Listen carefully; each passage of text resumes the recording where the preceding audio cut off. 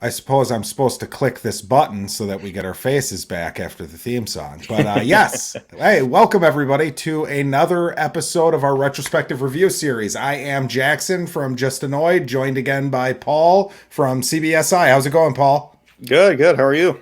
Good, good. Can you remind everybody before we jump in where everybody can find you, that sort of thing? Yep, you can find me on the Tales from the Flipside YouTube channel. You can find me on Instagram right here at Paul's Problem CBSI, and also Jackson's channel and the Downright Nerdy YouTube channel for our weekly, weekendly movie review. Weekendly. That's Yeah, a good it's weekendly. a good term. So this week we are discussing one of the black sheep of the Nightmare on Elm Street series. Not very popular. Nightmare on Elm Street 5.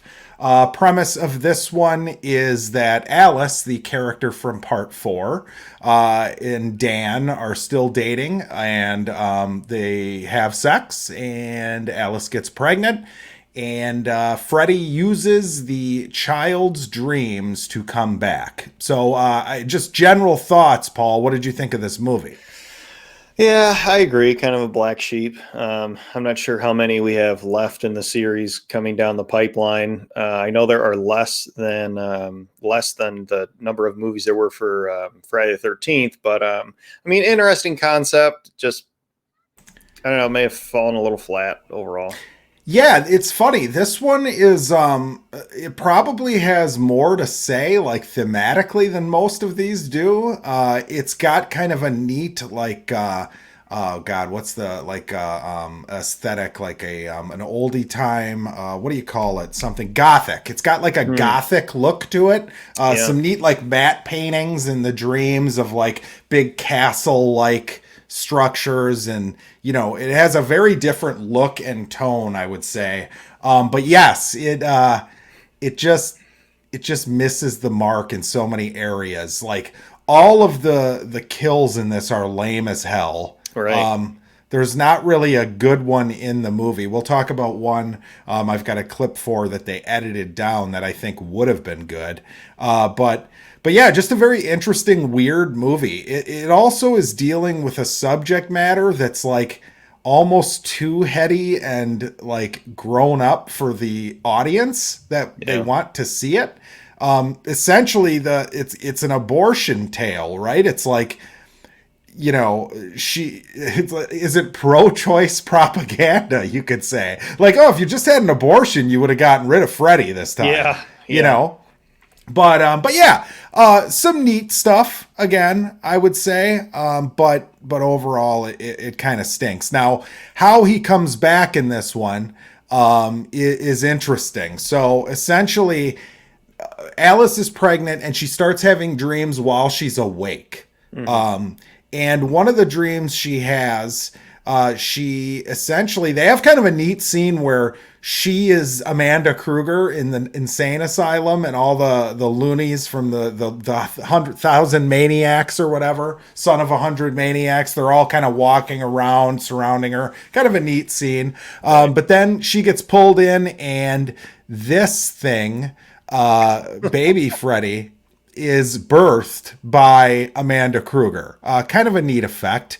But yeah, I mean, right from the get go, as we can see in this clip here I'm about to play, it is maybe a little too cheesy for its own good this time around.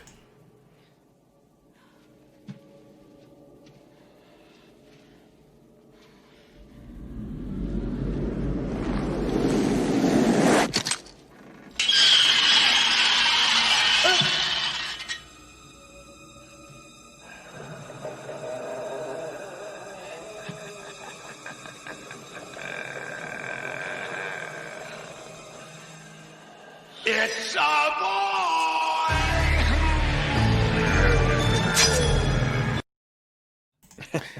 Yeah, so that one-liner is terrible. Now, I found a clip where in that scene, Amanda Kruger pops up with like her nun outfit on, and she says something like, I'm gonna send you back from the hell whence you came, or whatever. And he says, "We'll see, bitch," which I like him calling his mom a bitch, but Yeah. but But yeah, That was originally cut, that scene? no, I found a clip of it online to Oh, okay. use in this video, and they fucking they edited that out. Oh, So apparently, if you're watching Freddy clips, they need to edit out the B word, the B oh, word. right, right. But yeah, right from the beginning, it's odd. Go ahead. Yeah, I was gonna say I like the imagery of the light behind him and how he's coming in, but yeah, the one liner kind of falls flat. I do like the extra long arm; kind of gives a homage to the first one a little bit. Yeah, the long arm is something like weird that it's there, but Yeah, it's cool. It looks cool, and they have an explanation for why he's back. So you right. know, unlike part 4, where I think that was kind of a weakness, at least in this one, it's like okay, there's a thought process going on here where he is essentially using this weak kid. And the other thing he tries to do with the kid too is the assumption is that he's almost like stepping in as a father figure. Hmm. And the boy shows up in Alice's dreams as like a young boy, uh, Right. like a weird kid, and he's kind of being warped by Freddy. And that's another thematic thing too, is that there's this whole thing going on where Dan dies, the boyfriend, and Dan's parents essentially try to take custody of the child from her, Hmm. which, yeah, again, it's like, yeah, it's kind of interesting, but I don't know if it works in this movie. Yeah, they wanted to raise it as their own kind of thing, but Right. I don't know. It's interesting that they kept the same actors too. Like, it's just not where you're used to in a series for a horror film. I mean, I think it's a good thing. I agree. So yeah, don't get too excited about the next movie, Paul. um, but yes, I mean, the other thing I wanted to mention too is I have actually seen in person the screen used Freddy Baby. So that was another experience that I was lucky enough to have. You know, I always wanted to see the Freddy Baby. So there it is at a convention, and it is a good effect. I mean, it looks good in the movie. Yeah, it reminded me of that little thing from that one episode of X-Files, the circus one, that little mermaid thing. I need to see more X Files. Oh, I have this not was seen the it. early. Yeah, I think this was the early seasons. Yeah, I like a good practical effect. They're still Yeah. using practical effects in this movie. I guess another thing worth talking about here would be the confirmation that Freddy Krueger is a pedophile Oh yeah. happens in this movie, and it's just this little scene where they're looking through the paper. I don't really like that it's there. I don't know. Yeah, I mean, it doesn't. I don't know. It adds so much to him as a character and his lore like, but there's nothing to it. Just like a quick paper flip, and it changes everything. yeah, well, and at this point, you've turned Freddy into such a jokester that everybody wants to almost root for and go see. That to spell him out as a Yeah, molester just makes you feel dirty as an audience member. You yeah, know, I yeah. mean, the subtext, I guess, was always there. I mean, he's very like inappropriate with his jokes, and you know, he not that means you're a pedophile, but yeah, it's having it spelled out. I don't think does the series any favors. I guess. Right. Yeah, and I was gonna say earlier about the baby. At first, I was thinking the baby wouldn't have looked like that when Amanda gave birth. He got the burns from when he was killed, but I get that this is his rebirth, and it's just the imagery of him as being Right. this disgusting thing, even as an innocent child. Yeah, and let's talk about. I mean, the Amanda Kruger thread in this, like the way that it ends, the way that he dies, like it doesn't make any fucking sense to me. Yeah, I don't really understand what's going on. her spirit was locked up for all these years, and then it's released, and now she has to go back into some sort of hell and torment in order to take Freddy with her. Like, I don't. There was no Yeah, release well, for her character. I don't think. well, in part 3, we were in the tower that she had all this happen to her in. So I don't understand, like, all of a sudden the tower doors closed. And like I said, I like the gothic imagery of like the asylum or wherever that they had him in this one, but it doesn't fit with the rest of the movie. So yeah, so I thought, there's just things in this that don't really make much sense. I do want to talk about the way this was cut down too. So there's a motorcycle scene in this where it's almost like it looks like a Giger alien is being built. It looks like basically Dan is on a motorcycle and the thing takes control of him. And I actually kind of like the scene. Yeah, me too. Yeah, Freddy jumps in in shotgun and he's drinking, pouring booze on himself, ripping his own arm off. Yeah. And you can tell that they wanted to take this back to like a darker, more twisted place. But then that motorcycle scene was like twice as long, apparently. You got to see all the things really go right into his skin and kind of tear him up and turn him into this, like I said, it looks like a Giger, like something from, Prometheus. Which, those designs all came from Giger. But yeah, I thought that scene would have been really cool. And then the other one that they cut was this one. And this is the uncut version of this scene. If I may.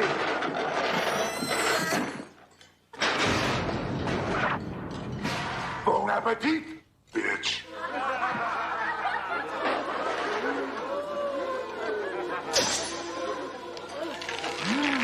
Filet de barbie.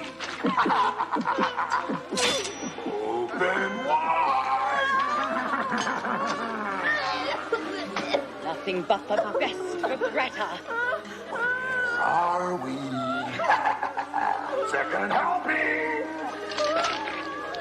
Don't talk with your mouth full, dear.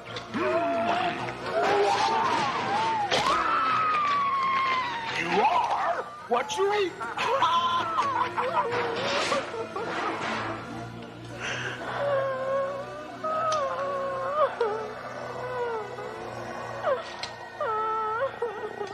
Poor baby. There.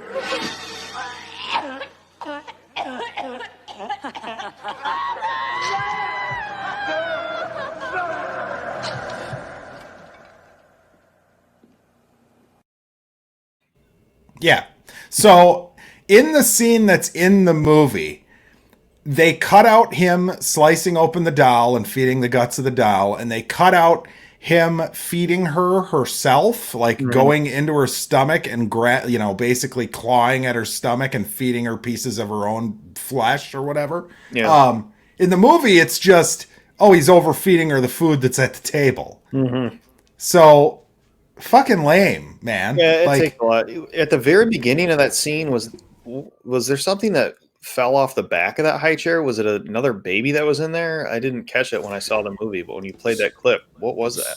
So there was a scene before this where they kind of foreshadow the doll thing. A doll in her bedroom falls and breaks, and it's kind of got those puffy cheeks and stuff. But yeah, again, in the context of the movie, it's lame. It's very lame. And speaking of lame, probably the lamest scene ever that could have been cool is Comic Book Freddy. There are a few characters in this that, again, they all have very distinct personality traits. You have the main friend who's conveniently a nurse at the hospital. She's kind of the one who doesn't believe anything that's going on. You've got Greta, who we just saw. She has an eating disorder.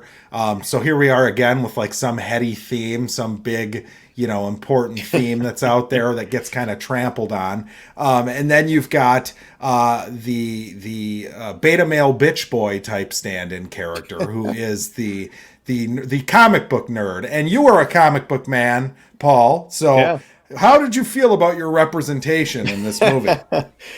It was typical for the time period. I didn't really have too much issue with it, to be honest with you. It fit for the era, I guess. I think you should do that with your hair. You should have that blonde piece. But anyway, there's a scene where he gets pulled into a comic book, and it's a really cool idea, and then this is what they do with it.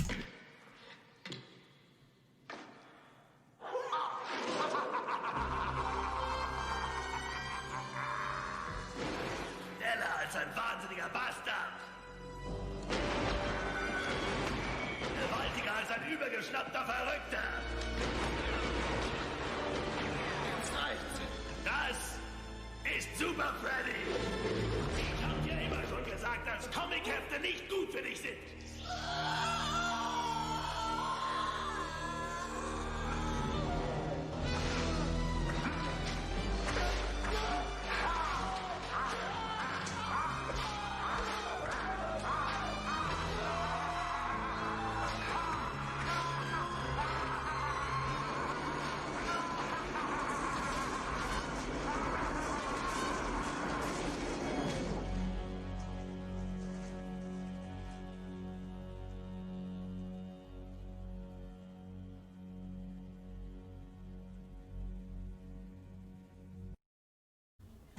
Okay, the fact that I played that and didn't check the audio is my favorite thing to ever happen, ever on any show. Oh, that's awesome. Yeah, I The just German got the cut. clip. Yeah, the German cut. So he's a Nazi. But no, it's not actually in German. But the point is, like, instead of a bloody kill, you get a piece of paper being shredded. And really, that's it? That's all you got? Yeah, exactly. And all of a sudden, all his power's taken away for no reason, and he's just turned into this paper cutout. Yes, all you got. That's true. Yeah, that's true. And then lastly, as far as this movie's concerned, last thing I want to talk about quick would be that Freddy's makeup in this is, in my opinion, god awful. It looks like a rush job to me. The excuse apparently is that they wanted to make him look older and withered, but it doesn't shine. It doesn't look slimy and gross. It's just, it looks like a dollar store mask to me. Yeah, it looks very unfinished. Right. Yeah. So this one is, this one sucks. I mean, it does. Overall, it sucks. It's not. After 3 and 4, this one took a big shit. So yeah. I mean, do you have any like final thoughts on this? I mean, what's your, No, it's just kind of, you watch it because it's in the series, but you're kind of waiting for it to end at the same time. I wish they could they could have made it a little better by leaving in some of the scenes they cut and changing some of the scenes they did leave in. Yeah, and I believe this one they rushed incredibly quickly too. Incredibly quickly. And I'm surprised that some of the stuff looks as cool as it did. The ending, there's a neat scene with like what is that painting called with the stairs that are all like going in different directions and shit he was going for, but yeah, so that there's a scene where they do that. That's kind of neat. They have this, I don't understand how he dies. I don't know what happens. I just don't. I don't get it.